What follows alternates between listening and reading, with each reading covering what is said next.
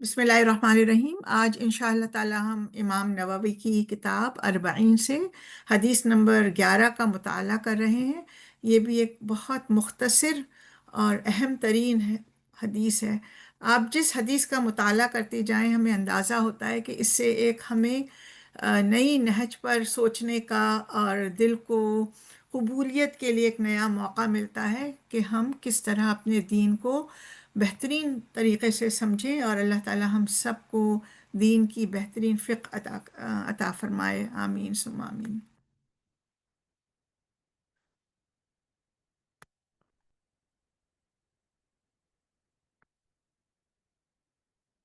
आइए दुरूद शरीफ पढ़ लें।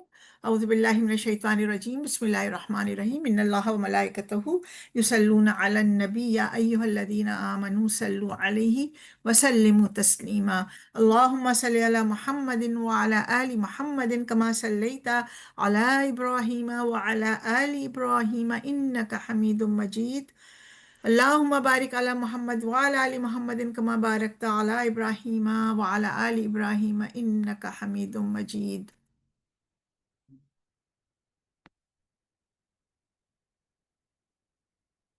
أبي محمد الحسن بن علي بن أبي طالب سبط رسول الله سبط رسول الله صلى الله عليه وسلم وريحانته رضي الله عنهما قال: حفظت من رسول الله صلى الله عليه وسلم: دع ما يريبك إلى ما لا يريبك.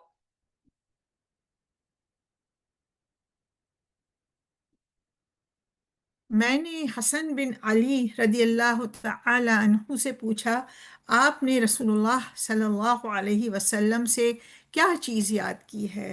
उन्होंने फरमाया, मैंने रसूलुल्लाह सल्लल्लाहु अलैहि वसल्लम का ये फरमान याद किया कि इस चीज़ को छोड़ दो जो तुम्हें शक में डाले, और उसे इख्तियार करो जो तुम्हें शक में ना डाले। ये हदीस हज़रत हसन रदी अल्लाह ताला अन्हु, जो हुजूर अकरम सल्लल्लाहु अलैहि वसल्लम को बहुत प्यारे थे, और यहाँ बड़ा खूबसूरत लफ्ज़ रिहान का इस्तेमाल किया है। यानी रिहान जिससे खुशबू आती है, तरोताज़गी मिलती है। एक उर्दू में हम एक पौधा है जिसको कहते हैं नाजबू, तो वो एक बड़ा अच्छा पौधा होता है, उसकी बड़ी बेनिफिट्स होती हैं, मेडिसिनल भी है, खुशबू भी है, खुशनुमा भी है। तो उस हस्ती के बारे में जो रसूलुल्लाह सल्लल्लाहु अलैहि वसल्लम को बहुत प्यारी थी, उन्होंने अपने महबूब नाना के बारे में ये बताया। जब उनसे पूछा गया कि आपने क्या चीज़ उनसे हिफ्स की, तो उन्होंने कहा, मैंने आप सल्लल्लाहु अलैहि वसल्लम अपने नाना को ये इरशाद फरमाते हुए सुना। हमने हज़रत हुसैन रज़ी अल्लाह ताला अन्हो के बारे में तो अक्सर पढ़ा है, थोड़ा सा मुख्तसरन हम आप सल्लल्लाहु अलैहि वसल्लम के बड़े नवासे का भी थोड़ा सा मुताला कर लें। आप हज़रत फ़ातिमा रज़ी अल्लाह ताला अन्हा और हज़रत अली बिन अबी तालिब रज़ी अल्लाह ताला अन्हु के बड़े बेटे थे। आपने सिर्फ 38 साल की उम्र पाई। हिजरत के तीसरे साल मदीना मुनव्वरा में आपकी पैदाइश हुई है, और मदीना मुनव्वरा में ही सन 41 हिजरी में आपका इंतकाल हुआ है। आपकी कुनियत अबू मोहम्मद यानी मोहम्मद सल्लल्लाहु अलैहि वसल्लम का जो नाम आपके बेटे का भी नाम था। आप एक बहुत मुख्तसर अरसे के लिए खलीफा रहे। आपने बहुत अपनी ज़िंदगी में कोशिश की कि बहुत ज़्यादा जो है वो जंगो जदल से या ना इख्तिलाफ़ी से जो है वो दूर रहें। आपने बहुत कोशिश की कि आप इख्तिलाफ़ में ज़्यादा ना पड़ें। तो हम बहुत सारी सीरत में ये भी देखते हैं कि आपका और आपके भाई का दोनों का मिजाज काफ़ी मुख्तलिफ था, और दोनों अपनी जगह अल्हम्दुलिल्लाह जन्नत के सरदारों में से हैं। आप सल्लम के चहीते हैं। ये वो दो बच्चे हैं जिन्होंने हुजूर अकरम की गोद में परवरिश पाई। हमें बहुत अहादीस मिलती है कि वो आपकी पीठ पर नमाज के दौरान बैठ जाते थे। हिकमत इतनी दोनों में थी कि एक بدو کو دیکھا کہ وہ وضو کر رہا ہے اور صحیح نہیں ہے، لیکن بے ادبی کے خوف سے کہ بڑے اور چھوٹے میں ایک ادب اور لحاظ ہوتا ہے، وہ آپ کی گھٹی میں تھا، تو آپ دونوں بھائی نے یہ کیا کہ اس کو ڈیمانسٹریٹ کیا خاموشی کے ساتھ، کہے بغیر کہ یہ آپ کی اصلاح کے لیے ہو رہا ہے۔ اور جب اس عرابی نے دیکھا کہ اس طرح وضو کیا جاتا ہے تو انہوں نے اس وضو کا طریقہ بھی دو بچوں کے ذریعے سیکھ لیا۔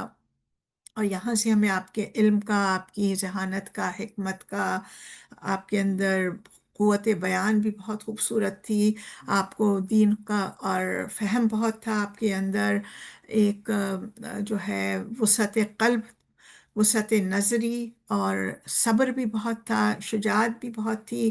ہم سب نے ایک آیت بار بار پڑھی بھی ہے کہ جنت تیار ہے ان لوگوں کے لیے جس میں کچھ صفات کے علاوہ ایک وہ ہے کہ کاظمین الغیظ، وہ غصے کو کنٹرول کرتے ہیں، پی جاتے ہیں، عافین عن الناس، وہ لوگوں کو معاف کر دیتے ہیں، اور اللہ تعالیٰ کو ایسے احسان مند محسن بہت پسند ہے۔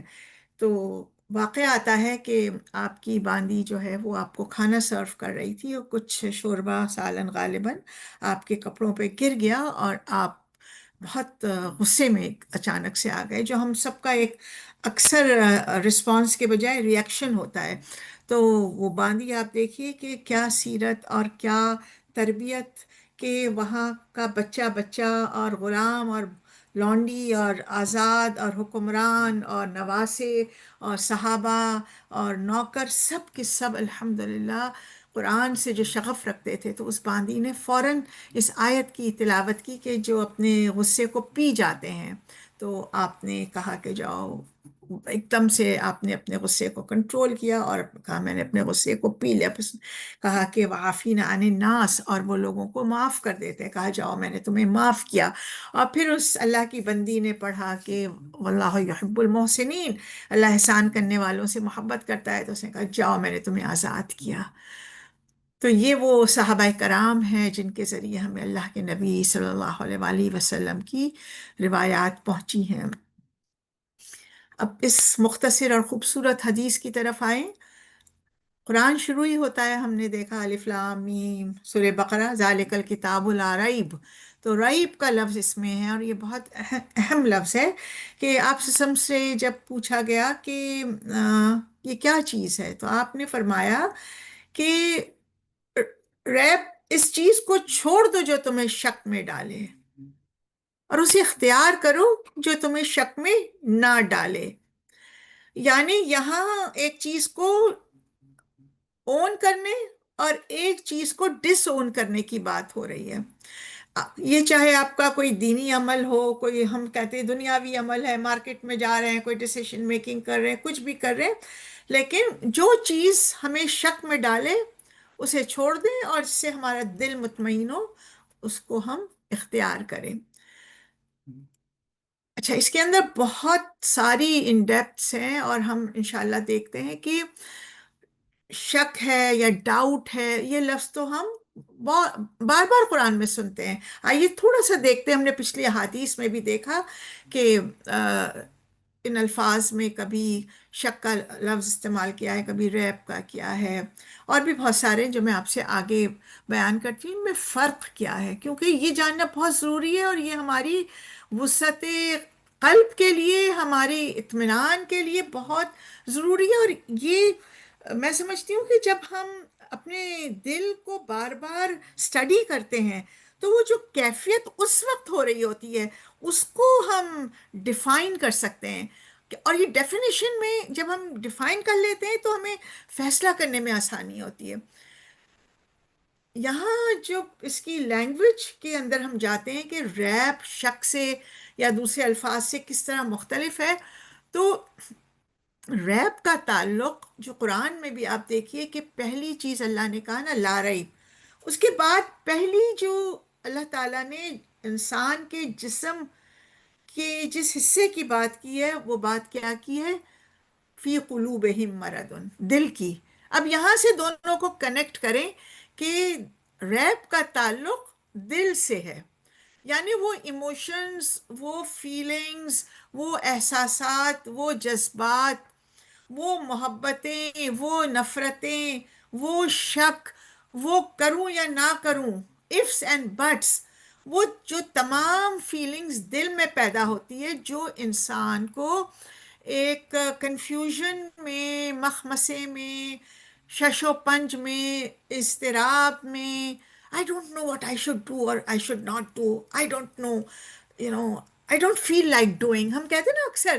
تو یہ تعلق جو دل سے ہے، تو یہ ریپ جو ہے اس کا تعلق جب دل سے ہوتا ہے، جو انسان کو ایک ایسی کیفیت میں مبتلا کر دیتا ہے کہ اس کی فیلنگز، اس کی ایموشنز، اس کی پوری جو ڈسیشن میکنگ ہے، وہ ایک طرح سے ایک ایسے زون میں آ جاتی ہے جہاں اسے سمجھ میں نہیں آتا ہے کہ میری عقل بھی نہیں کام کر رہی ہے، چھوڑو مجھے اس وقت، چھوڑ دو. اکثر ہم یہ جملے کہتے ہیں. تو یہ کیفیت رہتی ہے، اور یہ کیفیت ایک نفسیاتی الجھن میں، ایک اضطراب میں ہمیں مبتلا کرتی ہے. اچھا، یہاں ہم دیکھتے ہیں کہ جیسے ہی ہمارے دل میں ایک ایسا خیال پیدا ہوتا ہے جو ہم کہتے ہیں کہ نہیں بس ٹھیک ہے، مجھے سمجھ میں آ گیا، میں نے استخارہ بھی کر لیا، میں نے سوچ بھی کر لیا، میرا دل بھی مطمئن ہے. اور جب ہم وہ فیصلہ کر لیتے ہیں تو ہمارا دل ایک مطمئن کیفیت میں آ جاتا ہے، جس کو اللہ کہتا ہے نا، الا بذکر اللہ تطمئن القلوب.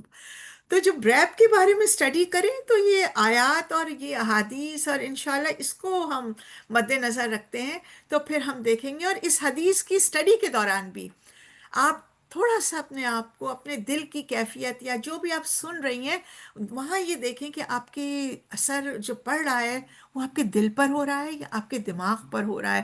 اس طرح یہ آپ کی ایک انشاءاللہ سیلف اسٹڈی بھی ہو جائے گی. آپ کی ایک بہت ہم سائیکالوجی میں جاتے ہیں سیکولر سائنسز کے ذریعے، قرآنک سائنسز کے ذریعے آئیے اپنے نفسیات کا مطالعہ کریں. اچھا، قرآن میں جو اس طرح بھی ہم نے دیکھا کہ لا ریب فیہ سے شروع ہوتا ہے. تو قرآن کیوں شروع ہوتا ہے؟ کیوں جب نان مسلمز جب اسلام لے کر آتے ہیں تو وہ کہتے ہیں کہ وی نیور فیلٹ سچ پیس. جب ہم نے قرآن بھی پڑھا یا ان کو سمجھ میں بھی نہیں آ رہا ہوتا ہے اور وہ قرآن کی آیتیں پڑھتے ہیں، کہتے ہیں اٹس سو پیسفل. آپ دیکھیں اس کے مقابلے میں آپ کوئی میوزک سنیں، کچھ میوزک کا تو آپ کہیں گے کہ ہاں اس سے بڑا پیس مجھے مل رہا ہے، وہ بھی ایک سو کارڈ. لیکن کچھ ایسے ہوتے ہیں، no no, it's very disturbing, I don't know, I don't feel like listening to this. اور یہ ٹاک بھی ایسی ہے یا یہ بیان بھی اس طرح ہے. لیکن قرآن کے بارے میں، قرآن کی آیتوں کے بارے میں کبھی ایسا نہیں ہوگا، اس لیے کہ قرآن میں نہ کوئی ایزمپشنز ہے، نہ کوئی پرسیپشنز ہے، نہ کوئی ہائپوتھیسز ہے، نہ کوئی ایسی امیجنیشن ہے جس کو آپ سوچ ہی نہیں سکتے، جس کو آپ تصور بھی نہیں کر سکتے، جس میں آپ کہیں کہ اگر میں اس کو کہیں سے اوتھینٹیکیٹ کرنا چاہوں تو مجھے دنیا میں کوئی طریقہ ہی ایسا نہیں ہے کہ اس کی تصدیق ہو سکتی ہے. ہاں، وہ طریقہ ابھی نہیں ہے تو کل آ سکتا ہے، یا کسی اور ڈائمینشن میں آ سکتا ہے، یا کسی اور آیت کے ذریعے آ سکتا ہے، یا کسی اور آؤٹ لک کے ذریعے آ سکتا ہے، یا کسی اور تجربے کے ذریعے آ سکتا ہے. یعنی اس میں کوئی ایسا مواد ہی نہیں ہے جو اس کو آپ پڑھیں تو آپ کے اندر ایک ہیجانی، no no no this is against my nature, no no no this is against my human nature, no no. وہ آپ کو اضطراب اور ہیجان میں مبتلا نہیں کرے گا.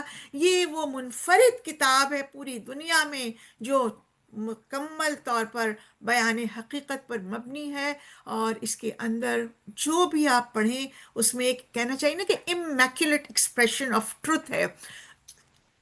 اب یہاں پھر قرآن کی کچھ آیتوں کو دیکھ لیں ہم. بہت جگہ جگہ آپ کو قرآن میں الفاظ استعمال کر نظر آئے ہوتے ہوئے نظر آئیں گے. یہاں ہم یہ دیکھتے ہیں کہ ریپ کا لفظ سورہ حجرات میں بھی ہے کہ مومن کون ہے؟ مومن تو وہ ہے جو اللہ پر ایمان لائے، اللہ کے رسول پر ایمان لائے، اور پھر ثم لم یرتابو. یہ نہیں کہا کہ پھر وہ شک میں نہیں پڑے، بلکہ وہ ریب میں نہیں آئے. اور جب وہ ریب میں نہیں آئے یعنی ان کا دل بالکل مطمئن ہو گیا. تو جب دل مطمئن ہو گیا تو پھر جا دی ہوئی سو اسی کی تھی. حق تو یہ ہے کہ حق ادا نہ ہوا، پھر تو کون سا مال اور کون سی جان اور کون سی مشکل اور کون سی آسانی، سب کے سب اللہ کی راہ میں ہو جاتی ہے. اور انہی لوگوں کو اللہ نے کہا ہے اولئک هم الصدیقون، یہ لوگ سچے ہیں، ٹروتھ فل ہیں، کیونکہ ان کے دل نے یہ ٹیسٹیفائی کر لیا، ٹیسٹیمونی ان کو جس چیز کی کرنی تھی، جب انہوں نے زبان سے بھی لا الہ الا اللہ کہہ دیا تو ان کے دل نے بھی تصدیق کر دی۔ تو اب یہ دیکھیے کہ جب ریب کی کیفیت نکل جاتی ہے تو پھر ہم ابو بکر صدیق رضی اللہ تعالیٰ عنہ کی پرسنالٹی کو بھی بہت خوبصورت طریقے سے سمجھ سکتے ہیں کہ پروانے کو چراغ ہے، بلبل کو پھول بس، صدیق کے لیے ہے خدا کا رسول بس۔ یہ خوبصورت شعر اقبال نے ابو بکر صدیق رضی اللہ تعالیٰ عنہ کے بارے میں کہا۔ اچھا، اس کے مقابلے میں آپ دیکھیے کہ ریپ کا جو لفظ استعمال ہوا ہے سورہ حدید میں منافقین کے درمیان، یہ کچھ ہماری پرسنالٹیز میں اگر ہم سوچیں یا ہماری بحیثیت انسان ہونے کے، ہم بہت ساری چیزیں کرتے ہیں۔ ہم جو ہے ہم ڈاؤٹ بھی کرتے ہیں، ہم تھنک بھی کرتے ہیں، ہم let me come to a conclusion which I think that it is after all my observation and after all my investigation and after all my research, یا پھر ہم جو ہے وہ اپنے آپ کو ڈیلیوژن میں بھی ڈالتے ہیں۔ دیکھا جائے گا، اللہ مالک ہے، اللہ غفور ہے، اللہ رحیم ہے، یا ابھی تو بہت عمر پڑی ہے، ابھی سے کیا اللہ اللہ کرنا، یا ایسا بھی کیا ہے، سب بچوں کی خوشی ہے تو کر لو۔ تو یہ ہم پھر دھوکے میں بھی اپنے آپ کو ڈالتے ہیں، اور امانی ہمارے اندر وشفل تھنکنگ بھی ہوتی ہے، اور ہم کہتے ہیں نہیں نہیں نہیں سب ٹھیک ہو جائے گا، سب ٹھیک ہو جائے گا، بس اللہ غفور و رحیم ہے، وہ آخر میں معاف کر دے گا، اور میں نے فلاں نیکی بھی کی تھی۔ تو یہ کوئی چیز اس میں اب نارمل نہیں ہے، کہنے کا مقصد ہے۔ لیکن یہاں اللہ سبحانہ و تعالیٰ نے جب کہا کہ یہ چیز ہم کرتے ہیں اور اس کو ہم سیلف کریٹیکل نہیں ہوتے ہیں، تو ہم اپنے آپ کو فتن تم، اللہ نے تو ہمیں ٹیسٹ میں ڈالا لیکن ہم اپنے آپ کو بھی ٹیسٹ میں ڈال دیتے ہیں، اور یہ منافقت کی نشانیاں بن جاتی ہیں کہ پھر وہ کہتے ہیں کہ جب اللہ سبحانہ و تعالیٰ کہتے ہیں کہ جب وہ پل صراط قیامت کے دن جب آ رہا ہے نا، کہ جب وہ پار کرنے لگیں گے اور ان کے درمیان ایک دیوار ہو جائے گی اور ان کو روشنی نہیں ملے گی، تو منافق لوگ مومنوں سے کہیں گے ہم تو تمہارے رشتہ دار تھے، ہم تو تمہارے ساتھ نہ تھے، کیا ہم تمہارے فرینڈ نہ تھے؟ وہ جواب دیں گے کیوں نہیں، بالکل تم تھے، لیکن تم نے تو خود اپنے آپ کو ایک فتنے میں ڈالا۔ تو تم نے کیا کیا؟ اور تم نے جو ہے وہ طرف بس تم انتظار کرتے رہے، ویٹ اینڈ واچ کی پالیسی کرتے رہے، ورتب تم ڈاؤٹ میں پڑے رہے، حالانکہ تمہیں پتا تھا کہ یہ غلط ہے، لیکن تم نے کہا کہ ٹھیک ہے ٹھیک ہے دیکھا جائے گا بعد میں، اور پھر غرت کو ملامانی، تمہاری تمناؤں نے، جھوٹی تمناؤں نے تمہیں دھوکے میں ڈالا، یہاں تک کہ اللہ کا حکم آ گیا اور پھر تمہیں سب سے بڑے شیطان دھوکے باز نے دھوکے میں ڈال دیا۔ تو یہ دیکھیے کہ کس طرح ہمارے تھاٹ پروسیس میں اگر ہم کہیں کہ ون، اس کے بعد یہ ہوتا ہے، اس کے بعد یہ ہوتا ہے، تو قرآن نے تو ہمیں بڑے خوبصورت سائنٹیفک اور فطری انداز میں بتا دیا ہے۔ اب یہ ڈاؤٹس ہمارے بارے میں ہوتا ہے نا، ہم کوئی غلط کام کر رہے تو وہ فیتھ ریلیٹڈ بھی ہو سکتا ہے، وہ عبادت بہت اچھی ہے وہ بھی اس کے ریلیٹڈ بھی ہو سکتا ہے، ڈیلی لائف اینڈ ڈیلنگز میں بھی میں اس سے ڈیل کروں کہ نہ کروں، میں اس سے رشتہ کروں کہ نہ کروں، میں اس کے ساتھ پارٹنرشپ اختیار کروں کہ نہ کروں، میں اس کو ٹیچر رکھوں کہ نہ رکھوں، وہ آئی ہیں اور بڑی مجھ سے کہہ رہی ہیں کہ تمہاری ہیلپ کروں کہ نہ کروں، کچھ بھی ریئل لائف سچویشن بھی ہو سکتی ہے۔ تو ہر جگہ پہ آپ کو یہ دیکھنا ہے کہ یہ فیلنگز آ رہی ہیں یہ کہاں سے آ رہی ہیں۔ پہلے نمبر ون تو یہ دیکھیں کہ فیلنگ کہاں سے آ رہی ہیں، ٹھیک ہے۔ اچھا، اب یہاں ہم آتے ہیں شک پر، آتے ہیں کہ اب شک اور ڈاؤٹ میں کیا فرق ہے۔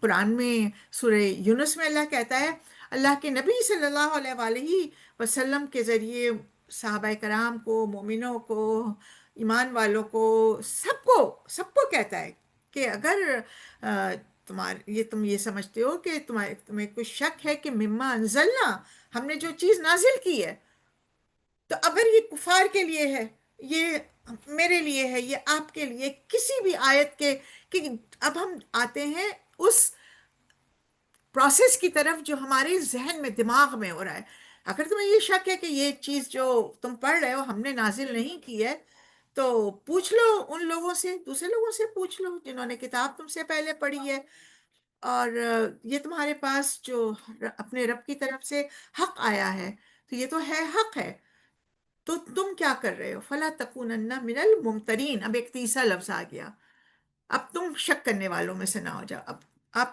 ट्रांसलेशन पढ़ेंगी तो रैब भी शक है, डाउट भी है, रैब भी है, शक भी है, शक भी शक है, मुमतरीन में भी शक आ गया। फ़र्क क्या है?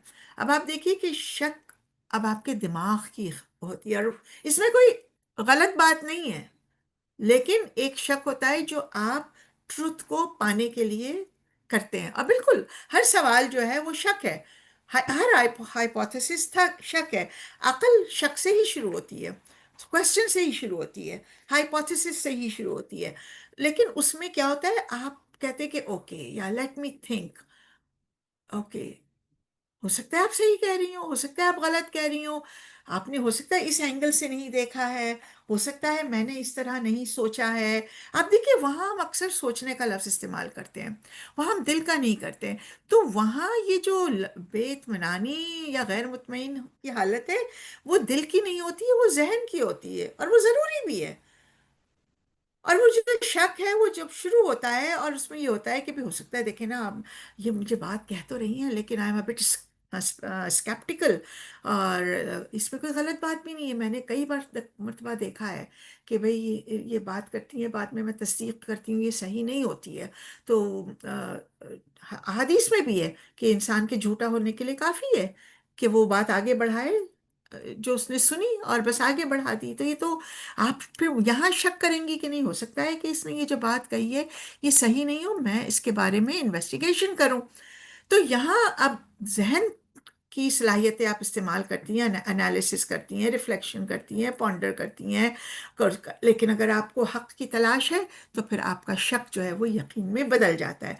लेकिन फला तकूनन्न मिनल मुमतरीन। अब देखिए अल्लाह कहता है कि शक से शुरू किया, लेकिन एंड मुमतरीन पे ना हो।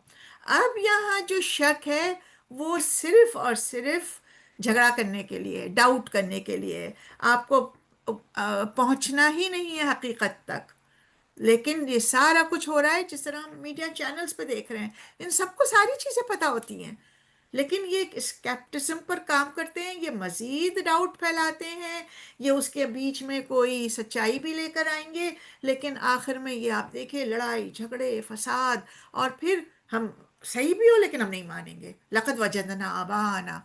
वो कहते हैं हमने तो अपने बाप दादा को इस तरीके पर पाया, या हमें तो भाई इस चीज़ के पैसे मिल रहे हैं, या हमें पता है कि ये सारी चीज़ सच भी होगी, लेकिन हम नहीं करेंगे। बल्कि हम अपनी इंटेलिजेंस को, जिस तरह आज हम देखते हैं एथियस्ट के बारे में बहुत सारे स्कॉलर्स जो इकबाल जिनके बारे में किताबें लिखते हैं, ये फ़लसफ़ी हैं, ये उन्होंने नज़में लिखी कि उनका दिल जो है वो मोमिन है, लेकिन उनका दिमाग जो है वो काफिर है।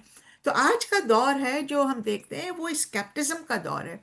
हर चीज़ में जो हम कहते हैं ना क्यों क्यों क्यों, तो वो जो वाई की तलाश है, वो तलाश अगर ईमान और यकीन के लिए है और दिल शामिल हो जाएगा तो वो इंशाल्लाह लारैब पर आ जाएगा। लेकिन अगर वो नहीं आया तो फिर वो स्केप्टिज्म पर आता है। और यहाँ ये हदीस बहुत ज़्यादा अहम है।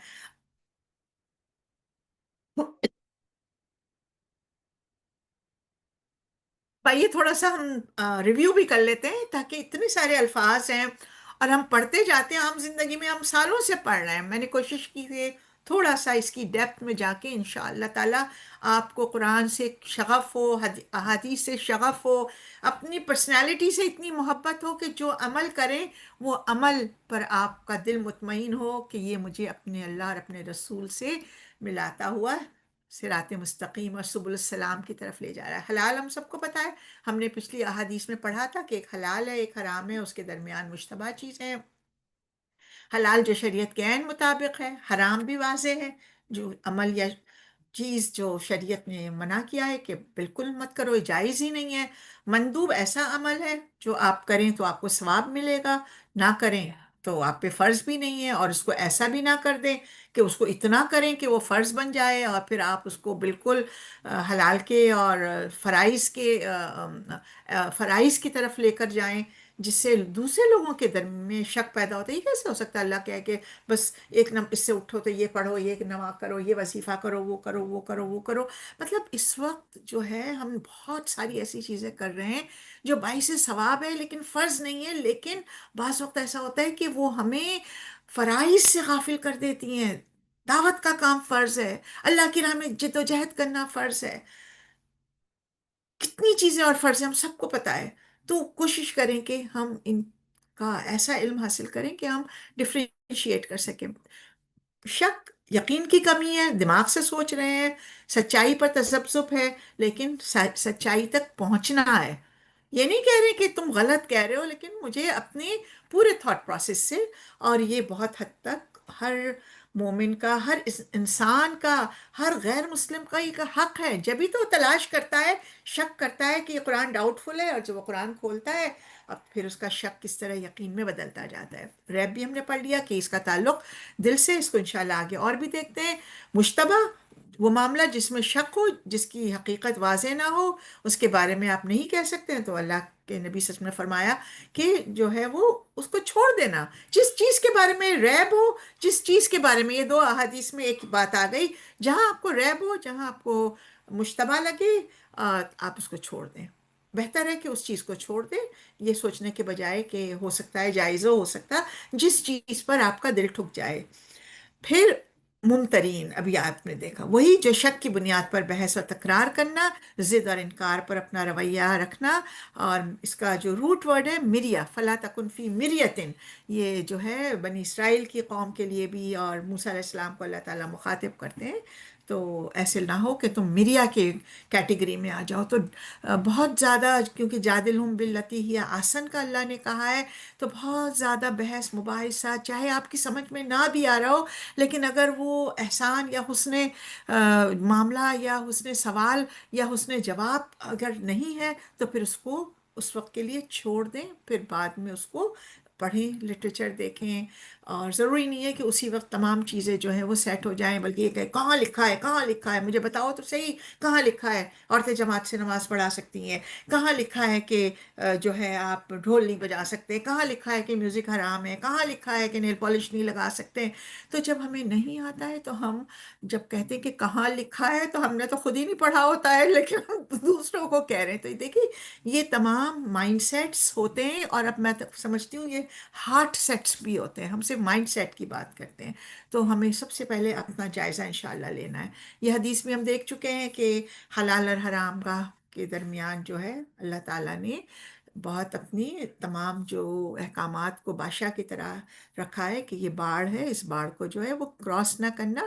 کیونکہ سچائی ہمیشہ دل کے سکون اور اطمینان کی طرف لے جاتی ہے، اور شک اور جھوٹ ہمیشہ انسان کو پریشان رکھتا ہے، جس کو آج یہ مینٹل النس کہتے ہیں. اور میں یہ بار بار آپ کو ریمائنڈ بھی کرواتی ہوں کہ دیکھیں کہ یہ میرے لیے یہ مینٹل النس ہے، یا یہ اسپریچول النس ہے، یا یہ میرے ہارٹ اور دل، میرے ضمیر سے اس کا تعلق ہے، یا یہ اس کا میرے دماغ سے تعلق ہے.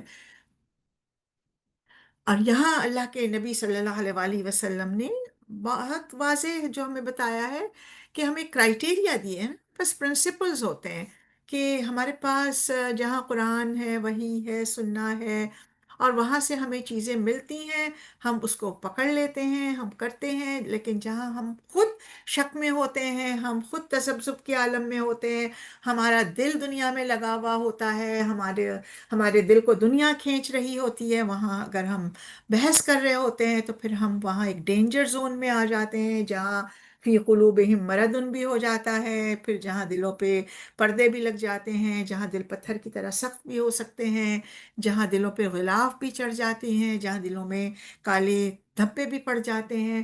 تو بار بار اپنے دل کا جائزہ لیں کہ کہاں میرے لیے یہ حکم اپلیکیبل ہے، نہیں ہے، اس کی بنیاد کیا ہے. تو ہمیں قرآن میں بھی اس کی بڑی بنیاد ملتی ہے کہ اللہ سبحانہ وتعالیٰ سورہ مائدہ میں فرماتے ہیں کہ خبیث اور پاکیزہ چیزیں ایک نہیں ہو سکتی ہیں. کوانٹٹی کی طرف مت جاؤ، کوالٹی کی طرف جاؤ. حالانکہ کوانٹٹی ہو سکتا ہے کہ تمہیں مال کی کثرت، حرام کام کیا تو بہت ریٹنگ پر ہائی ہو گئی، ایک گندی تصویر ڈال دی تو ملینز لائک آ گئے، ایک فلاں چیز یہ کر دی تو یہ آمدنی کا ذریعہ بڑھ گیا.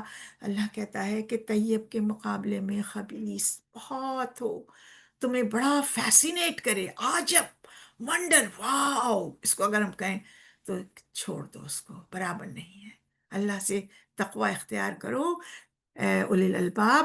یہ الباب، یہ میڈیٹیشن، ریفلیکشن، حکمہ، اور کریٹیکل تھنکنگ، اور اللہ تعالیٰ کی آیتوں پر غور فکر، تدبر، تفکر، تذکر، یہ وہ ایک ایسا لیول ہے جو انسان کو فلاح کی طرف لے جاتا ہے، کیونکہ وہ حرام سے بچنے کے لیے تھوڑی سی چیز، کبھی وہ یہ نہیں کہے گا سارے لوگ کر رہے ہیں کیا کریں، معاشرہ یہ کر رہا ہے، سوسائٹی کر رہی ہے، یہ نہیں کریں گے تو رشتہ نہیں ہوگا، یہ نہیں کریں گے. مجھے اکثر پہلے کوئی سسٹرز کہتی تھیں کہ آپ یہ کریں گی یا بتائیں گی تو رشتے نہیں آئیں گے، آپ کی بیٹیوں کے بھی رشتے نہیں آئیں گے، اس طرح کی بہت سی چیزیں ہوتی. میں ان کو ایک جملہ کہتی تھی، میں کہتی تھی اللہ تعالیٰ جو ہے نا ہمارے لیے، جب ہم خود ایک فلٹر قائم کرتے ہیں تو اللہ تعالیٰ ہمارے لیے فلٹر کر کے ہی لوگوں کو، رشتوں کو اور محبتوں کو اور دوستیوں کو اور مال کو بھیجتا ہے. تو پھر ہمیں زیادہ سوچنے کی ضرورت ہی نہیں پڑ رہی ہوتی ہو، کیونکہ آدھا فلٹر ہم نے کیا تو آدھا فلٹر اللہ نے کر دیا. اب انشاءاللہ تعالیٰ جو ہے وہ قلیل ہوگا، لیکن اس کی محبت، اس کی برکت، اس کی رحمت، اس کی پاکیزگی ہزاروں چیزوں سے، ہزاروں رشتوں سے، ہزاروں دوستیوں سے بہتر ہوگی. اور یہ حدیث بھی میں نے آپ کو پچھلی دفعہ سنائی تھی کہ بہت زیادہ جو ہے اپنے آپ کو پرہیزگار سمجھنا کہ نہیں مجھے شک ہے جس کو بھی چھوڑ دوں. بھئی جس چیز کو من حرم زینت اللہ التی اخرج لعبادہ، اللہ نے حرام نہیں کیا، ہم کیوں کریں؟ اور تین صحابہ کرام نے اللہ کی نبی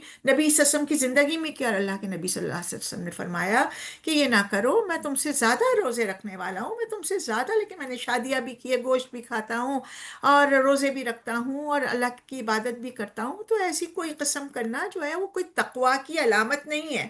تو اوور متقی لوگ بھی نہیں ہوتے ہیں، جو اللہ نے قرآن میں خود کہا ہے کہ بھی عیسائیوں نے رہبانیت کی، ہم نے تو نہیں کہا تھا کہ یہ شادی چھوڑ دیں، یہ چھوڑ دیں، یہ صرف سفید ڈریس پہنے، یا یوگی بن گئے، جوگی بن گئے، جنگلوں میں نکل گئے. اللہ نے کہا میں نے تو یہ بھی نہیں کہا ہے اور یہ بھی نہیں کہا ہے کہ دنیا میں اتنا پڑ جاؤ. سورہ کہف میں بالکل واضح طور پر اللہ کہتا ہے کہ یہ لوگ افراط اور تفریط میں، یا تو اتنا مٹیریلسٹک دنیا میں جو ہے وہ سر تک دھنس گئے، اتنا میڈیا کا اثر، اتنا دولت کا، اتنا پاپولیرٹی کا، اتنا شوشا کا، یا پھر ہر چیز چھوڑ گئی. دیکھیں بھائی شادی کی بھی خوشی ہے لیکن نہیں بھی مسکرانا بھی نہیں ہے، بس وہاں بھی تھوڑا سا بس بیٹھے سیریسلی بیٹھے نکاح پڑا ہے. نہیں، یہ بھی پائرٹی کی علامت نہیں ہے. اس سے پھر ہمارے بچے ایک نیچرل لیونگ سے محروم ہوتے ہیں، کیونکہ جو فطرت میں خوشی منانا ہے، جو فطرت میں زینت کا اظہار کرنا ہے، اللہ کہتا ہے کہ جو اس نے لولو اور مرجان نکالے، فَبِأَيِّ آلَاءِ رَبِّكُمَا تُكَذِّبَانِ، یہ تمہاری زینت کے لیے نکالے، کس نے نکالے ہیں؟ کیوں تم اللہ کی جو ہے نعمتوں کا انکار کرتے ہو؟ تو جب پرلز اور لولو اور ڈائمنڈ اور یہ خامخواہ اللہ نے نکالے ہیں، سونا اللہ نے خامخواہ نکالا ہے. اللہ نے اتنی زینت دنیا میں پیدا کی ہے، وہ کیا کبھی ایسا تو نہیں ہوا ہے کہ میں نے کہا آج میں اس بچے سے بہت سخت ناراض ہوں اور آج میرا بڑا دل چاہ رہا ہے اس کے لیے میں کیک بناؤ، اس کی پسند کی چیزیں بناؤ، اس کے لیے بریانی بناؤ، اس کے لیے وہ بناؤ. بالکل الٹا ہم کہتے ہیں آج تو اس کو میں نے دینا ہی نہیں ہے. تو اب دیکھیے کہ ہم بعض وقت بہت ایگزیجریٹ بھی کر رہے ہوتے ہیں اور اس کو تقوی سمجھ رہے ہوتے ہیں. اور آج کے دور میں تو ہمیں بہت کیئرفل رہنا ہے کہ لوگوں کو دین کی میں سہولت دینی ہے. یعنی ریب میں جو ہے اللہ کے نبی صلی اللہ علیہ وآلہ وسلم نے فرمایا کہ جس میں شک اس کو چھوڑ دو. تو اس کی تفسیر میں یہ بھی آتا ہے کہ بھئی اگر آپ فار ایگزامپل نماز پڑھ رہی ہیں، ٹھیک ہے نا، آپ بھول گئیں کہ آپ نے ایک رکعت پڑھی ہے کہ دو رکعت پڑھی ہے، آپ کہ نہیں نہیں اب تو میں شروع سے پڑھتی ہوں. تو اگر آپ کو یہ یاد ہے کہ آپ نے ایک رکعت پڑھی ہے تو پھر آپ ایک رکعت پڑھ کر سیکنڈ رکعت شروع کریں. یعنی اتنی ہمیں سہولت دی ہوئی ہے. تو یہ سہولتوں کو دیکھنا اور بلا وجہ مجھے اچھی طرح یاد ہے کہ ایک کوئی صاحبہ تھیں، وہ عمرے پہ گئیں تو انہوں نے کہا کہ بھئی جو ہے میں جب صحیح کرنے لگی تو میں بھول گئی کہ بھئی صحیح میں 7 چکر، یعنی صفا سے شروع کرو پھر مروہ پہ جاؤ پھر بیک ٹو صفا آؤ. تو یہ ایک چکر ہے، یہ صفا ٹو مروہ ایک ہے، پھر مروہ ٹو صفا دو ہے، پھر صفا ٹو مروہ تین ہے. تو انہیں کئی لوگوں نے سمجھایا کہ نہیں یہ جو ہے بس آپ نے صفا سے آپ گئی ہیں آگے اور یہ مروہ ہے، وہ ایک چکر ہو گیا. تو انہوں نے کہا کہ نہیں نہیں خواہ مخواہ غلط نہ ہو جائے. انہوں نے 14 چکر لگائے. تو میں نے کہا یہ آپ نے کوئی ثواب کا کام نہیں کیا. جب آپ کو واضح مل رہی ہے تو یہ چیزیں بلا وجہ اپنے آپ کو مشقت میں ڈالنا اللہ کے نبی صلی اللہ علیہ وسلم نے فرمایا کہ ہمیشہ لوگوں کو آسانی کا راستہ بتاؤ، آسانی دو، آسانی مہیا کرو۔ ہر عمل ہم نے پچھلی حدیث میں بھی دیکھا کہ تھوڑا ہو لیکن مستقل ہو۔ تو یہ شیاطین کی ٹرکس بھی ہوتی ہیں کہ وہ جو ہے سورہ نساء میں، وہ تو اپنی پوری آرمی اور انفنٹری اور گوریلا وار اور پانی میں اس کی جو فورسز ہیں، یعنی اس کی بحریہ بھی، اس کی بری بھی، اس کی ہوائی بھی، اس کی گوریلا بھی، اس کے گھوڑے بھی، اس کی فیملی بھی، اس کا قبیلہ بھی، وہ تو ہر طریقے سے اوور ٹائم ہمارے لیے کام کر رہا ہے، اور ہمیں وہ چاہتا ہے کہ وہ ہمیں گمراہی میں ڈالے، ہمارے دلوں میں جھوٹی تمنائیں پیدا کرے، اور وہ ہمیں ایسے حکم دے جو اللہ نے نہیں دیا ہے۔ اور یہاں آپ دیکھیے وہی جو کانوں کو کٹوانا اور اس کے اندر پچاسیوں یہ پہننا اور ٹیٹو بنوانا اور پتہ نہیں کیا کیا چیزیں جو آج ہو رہی ہیں، اور ایسے لوگ سخت نقصان میں ہیں۔ تو یہاں کیا ہو رہا ہے کہ وہ ریب میں ہوتے ہیں، وہ پھر تردد میں ہوتے ہیں، پھر وہ پیچھے اگر ہم جائیں تو ممترین میں شامل ہو جاتے ہیں، اور پھر ان کا جو شک ہوتا ہے کہ یہ نہیں ہوتا ہے کہ وہ ایک لاجیکل ذریعے سے دین کو پانا چاہتے ہیں، بلکہ وہ آرگیومنٹس کرتے ہیں تاکہ وہ اپنے لیے جواز تلاش کریں۔ اللہ کے پیارے نبی صلی اللہ علیہ وسلم نے ایک بڑی خوبصورت حدیث ہمیں بتائی ہے، اور بڑی یعنی کہنا چاہیے کہ اس سے اپنے آپ کو آ، آزمائش میں بھی نہیں ڈالنا ہے، فتنے میں بھی نہیں ڈالنا ہے، اور اپنے دل کا جائزہ لینا ہے۔ آپ صلی اللہ علیہ وسلم فرماتے ہیں اپنے دل سے فتوا لو۔ لوگ کہیں گے نا، دل مانگے اور جیسے چاہو جیو، دل ہے تو مانگے اور نہیں۔ یہ وہ دل ہے جو خالص ہے، مخلصین لہ الدین، اپنے دل سے فتویٰ لونے کی وہ ہے جس پر دل اور نفس کو اطمینان ہو، اور گناہ وہ ہے جو دل میں کھٹکے اور سینے میں تردد پیدا کرے اگرچہ لوگ تمہیں بار بار فتویٰ دیں۔ تو اپنے دل کا جائزہ، اپنی پیوریفیکیشن آف ہارٹ پہ جائیں، اپنی گلوریفیکیشن آف ہارٹ میں بھی جائیں، اس لیے کہ وہاں اللہ رہتا ہے، اور اپنے دل کی ٹریننگ، اپنے دل کی ایجوکیشن، جو خود ہی اقبال کہتے ہیں وہ کیا ہے، وہ اصل میں دل کی ٹریننگ ہے۔ اور جو ایجوکیشن ہے وہ اقبال کہتے ہیں کہ education of the function of the self, کہ جو تعلیم ہے وہ آپ کو یہ بتائے کہ آپ کی خودی کیسے کام کرتی ہے، اور خودی کیا ہے، وہ اللہ سبحانہ و تعالیٰ کی فطرت، جو اللہ تعالیٰ نے اپنی فطرت پہ ہمیں پیدا کیا، اور ہمارے اندر گناہ اور ثواب اور نیکی اور برائی اور فجور اور تقوی کی پوری کلیئر ڈیفینیشن دے دیے۔ تو آئیے اللہ سبحانہ وتعالیٰ سے دعا کریں، اللہم اکفنی بحلالک عن حرامک واغننی بفضلک عمن سواک۔ اے اللہ مجھے اپنے حلال رزق سے کفایت دے، کافی کر دے اسے میرے لیے، تاکہ میں حرام کی طرف نہ جاؤں، اور اپنے فضل سے مجھے دوسروں سے بے نیاز کر دے۔ اے اللہ لیس کو ہمارے لیے مور بنا دے، اس میں برکت عطا فرمائے۔ جزاک اللہ خیر آپ سب کا، انشاءاللہ پھر ہم ملتے ہیں۔ السلام علیکم ورحمۃ اللہ وبرکاتہ۔